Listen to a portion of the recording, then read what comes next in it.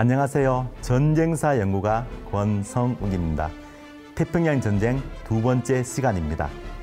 앞서 진주만 기습은 일본인들이 자만하는 것만큼 대단한 승리가 아니었다고 말씀드렸죠. 어쨌든 전쟁은 시작되었습니다. 이제 미국은 어떻게 나왔을까요? 태평양 전쟁의 전환점이자 승승장구하던 일본의 기세를 한 방에 꺾어버리는 미드웨이 해전을 이야기해 보겠습니다. 일본 해군이 하와이 진주만을 쑥대밭으로 만들고 있을 때 서쪽에서는 일본 육군이 움직이고 있었습니다. 동남아의 석유를 확보한다. 그것이 일본의 가장 큰 목적이었죠. 그러나 남방작전에서 일본 육군은 의외로 얼마 안 되는 병력만 동원합니다. 전체 51개 사단 200만 명 중 5분의 1, 비행기는 3분의 1에 불과했습니다. 광대한 태평양을 상대로 총력을 기울여도 부족할 판인데 너무 부족한 병력이 아닐까요? 당시 일본군 대부분이 중국 대륙과 만주에 묶여 있었기 때문입니다. 일본은 5년째 중국군과 싸우고 있었죠. 중국에 배치된 병력만도 70만 명에 달했습니다. 이와 별도로 만주에는 일본의 숙적인 소련을 상대하기 위해 70만 명이 주둔했습니다. 이 140만 명은 어떤 일이 있어도 뺄 수 없다는 것이 일본 육군의 고집이었습니다. 전쟁 초반에는 일본의 기대 이상으로 술술 풀려갑니다. 진주만 기습이 벌어진 12월 7일은 연합군에게는 악몽의 날이었습니다. 태평양 전역의 연합군 비행장과 군항, 사령부가 폭격당하고 일본군이 일제히 상륙합니다. 12월 10일 괌이 함락되고 23일에는 웨이크섬이, 25일에는 홍콩이, 2월 15일에는 영국이 동양 최대의 요새라고 일컬던 싱가포르가 함락됩니다.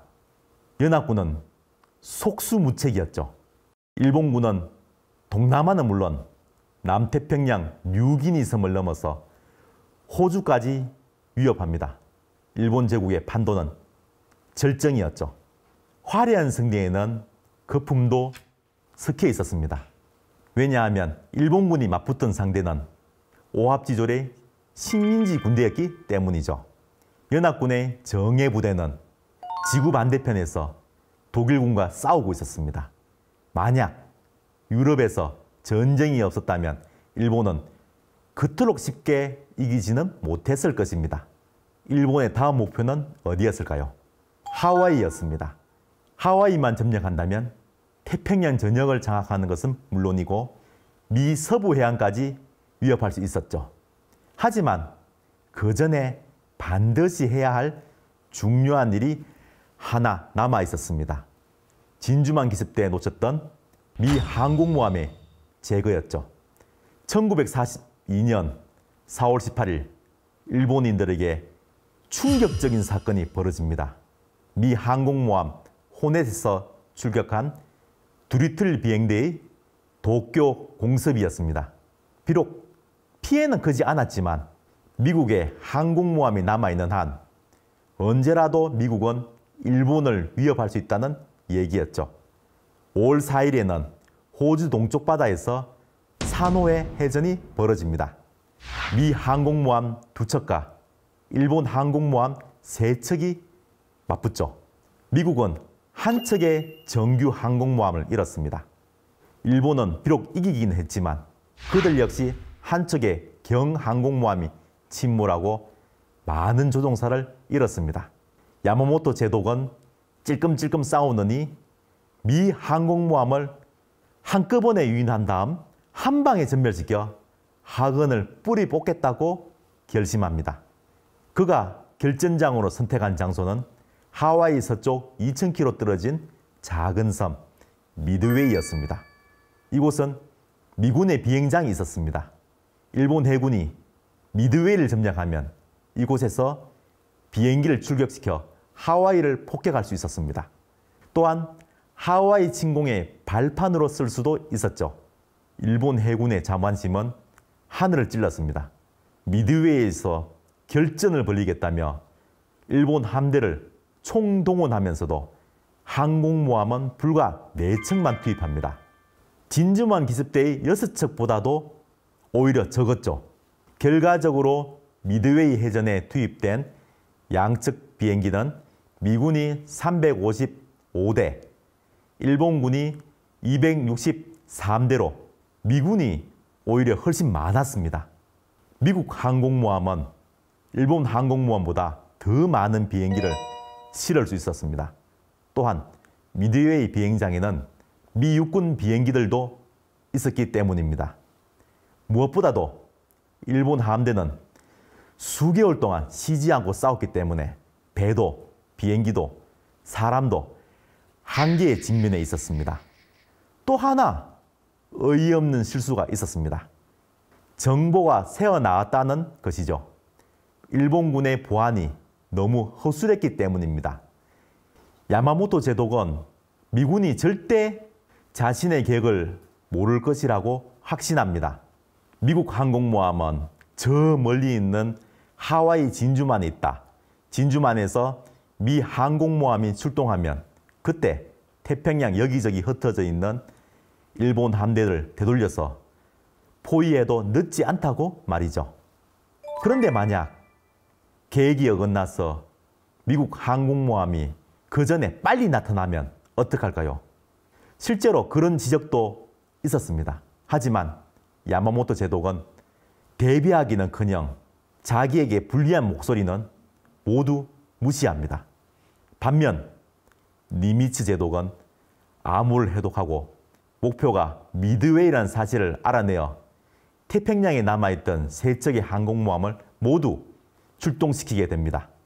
6월 4일 새벽 4시 30분 일본 비행기들이 미드웨이 섬을 향해 출격합니다.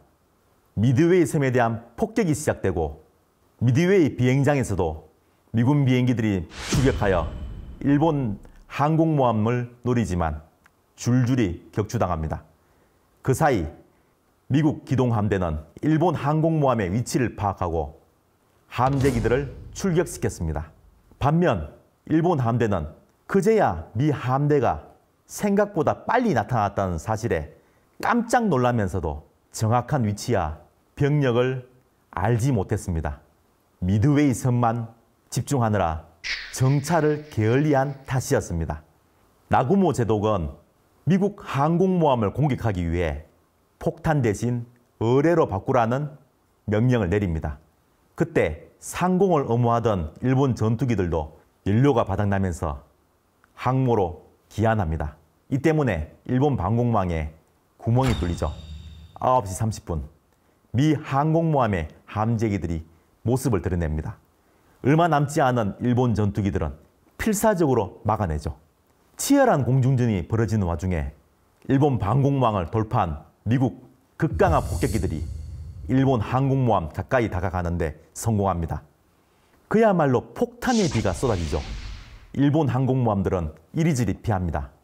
하지만 결국 항공모함 가가에 폭탄이 명중하면서 대폭발이 일어납니다. 다음은 소류, 그리고 악하기가 차례로 불덩어리가 됩니다.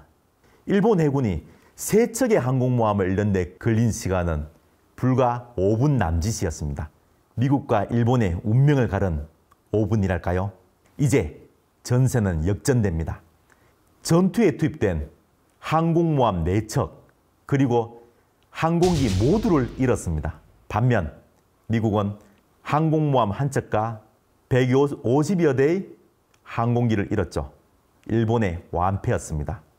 미드웨이 해전의 승리로 당장 미국이 우세해진 것은 아닙니다. 니미츠에게는 이제 불과 2척의 항공모함이 남아있지만 야마모토 제독에게는 여전히 7척이 남아있었죠. 하지만 중요한 사실이 있었습니다. 일본 해군의 불패 신화가 여기서 끝났다는 것이죠. 만약 미드웨이 해전이 미국의 패배로 끝났다면 역사는 어떻게 되었을까요? 최후의 승자가 미국이면은 변함이 없습니다. 하지만 전쟁이 훨씬 길어졌을 것이 분명합니다. 전쟁이 지친 미국은 일본과 협상했을지도 모르죠. 미드웨이 해전이 제2차 세계대전의 전환점 중 하나로 손꼽히는 것은 바로 이 때문입니다. 원래 루스벨트 대통령은 태평양보다 유럽 전장에 집중할 생각이었습니다. 하지만 미드웨이 해전에서 자신감을 얻은 니미츠 제독은 반격을 앞당기기로 합니다. 다음 시간은 남태평양의 열대섬이자 미군의 첫 번째 반격 무대가 되는 과달카날 전투입니다. 감사합니다.